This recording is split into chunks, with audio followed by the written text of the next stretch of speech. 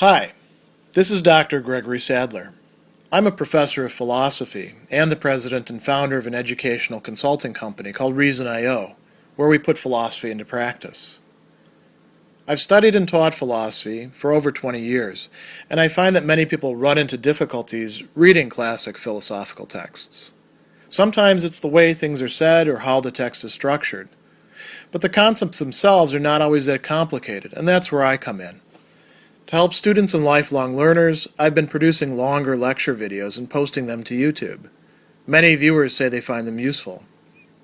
What you're currently watching is part of a new series of shorter videos, each of them focused on one core concept from an important philosophical text. I hope you find it useful as well. In the beginning of his second meditation, from his Meditations on First Philosophy, Rene Descartes is going to focus on the human being in what he takes to be its most essential nature. That is, as a being that thinks, or rather as a being whose very nature is to be thinking. This is often talked about in terms of a famous formula which shows up in other works, Cogito ergo sum, I think, therefore I am.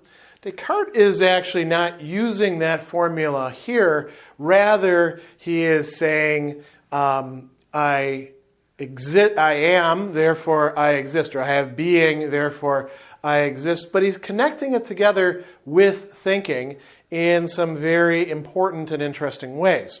So we can talk here about the cogito, understanding that it's sort of a shorthand for the space of the thinking being. And actually, space is a little bit of a metaphorical term here because it's not extended in space. So Descartes begins by considering this problem of deception. Perhaps I am deceived by some evil genie or some evil demon, some genius who devotes all of his resources to deceiving me. I still can't be deceived about everything because insofar as I am deceived, there has to be a me to be deceived. So one of the things that I cannot be successfully deceived about, and which I can doubt in the sense of like saying I'm doubting this, but as soon as I start looking at it closely, I realize I can't actually doubt this, is my own existence, my own being and existence. And Descartes does in fact use this formula several times. Je suis, j'existe. I am, therefore I exist. And it's whether there's a difference between the two of them, it's not quite clear in the text itself. But he is affirming, I exist. There's a sort of reflexivity to it. I cannot successfully doubt my own existence, even if somebody's trying to fool me about that. So that's great. I exist. I have this sort of reflexive relation to myself. But what am I? And he says, well, I'm a man, un homme, right? A human being. And I've been told that I'm a rational animal. That's the sort of traditional conception of human being that philosophers have often given. But do those really help me? He says, no, because I don't actually know what being a man or a human being is. And if I was going to say I'm a rational animal, an animal raisonnable, he says, that wouldn't help because then I would have to figure out what is an animal and what is reasonable. And from one question, we fall imperceivably into an infinity of others, even more difficult and tangled up together, embarrassé in the French. And I don't want to use my time on that. Is there any other way, he asks, that I can figure out what the hell I am? What this being that does have existence is?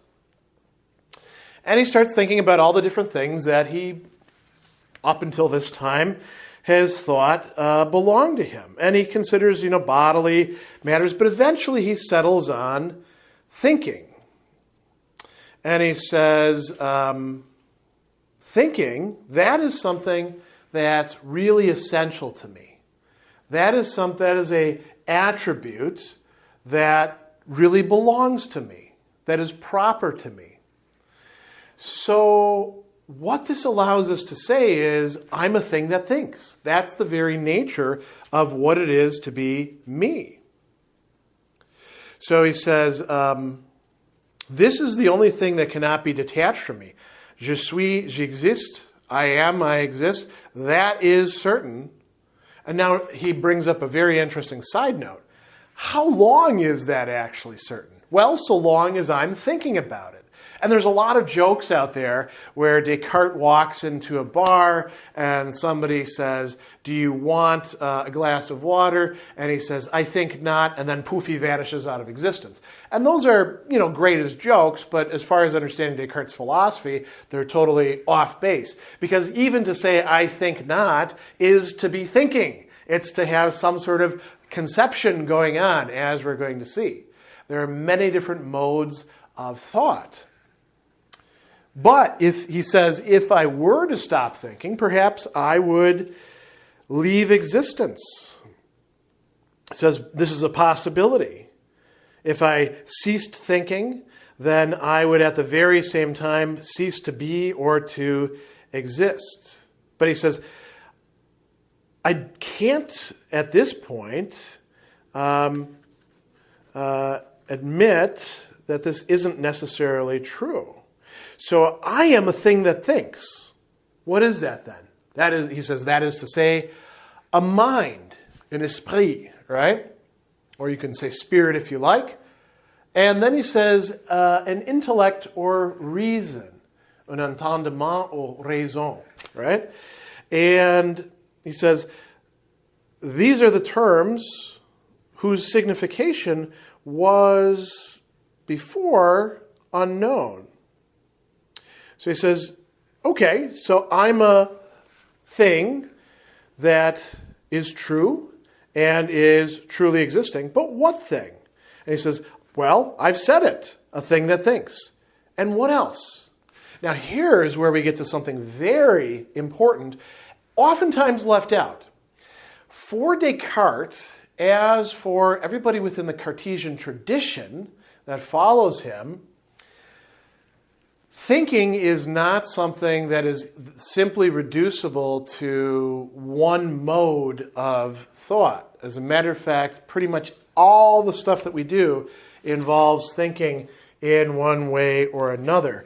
He also adds something before we look at that that's quite important. He talks about how it is that I have a concept, a notion in French, word we can translate as notion as well, and also knowledge, connaissance.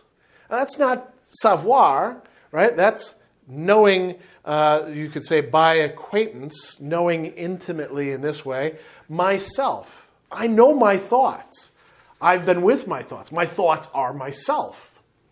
So then, a little bit later, he asks, great, so what is it that I am? I'm a thing that thinks.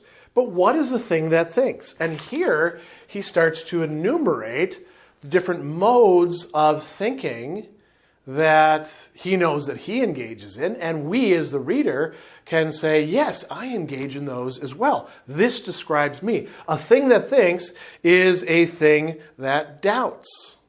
So even in doubting, he exists. Even in doubting, he is thinking, right? That is the essence of who he is. Something that conceives, something that affirms, something that denies, something, now notice the shift that we're making here, those were all more or less cognitive. Now we arrive at something that we could say is volitional or conative. And here we have something that wills and that wills not, right, or wills against. In the Latin, it's volens and nolens, and nolere means to will against something else. The French translation has doesn't will, but that's not quite strong enough. It wills against that thing. It says no to it. And then we also have imagines Now we're in the realm of the senses. And feels. Something that has emotions. Descartes will consider emotions to be modes of thought. Something that is an idea that is often at odds with the way that we look at it today. And so all of these things, he says, belong to my nature. And he goes into some thinking about how these fit into things, and he says, do I actually do these? And he gives examples. He says, I imagine things all the time, don't I? And I feel things. I feel sensations. I feel emotions. I doubt whether I'm here in the room right now. And we could go on with each of these examples, as he does in Meditation 2, in thinking about the different modes of thought that are essential to our existence as thinking things or thinking substance.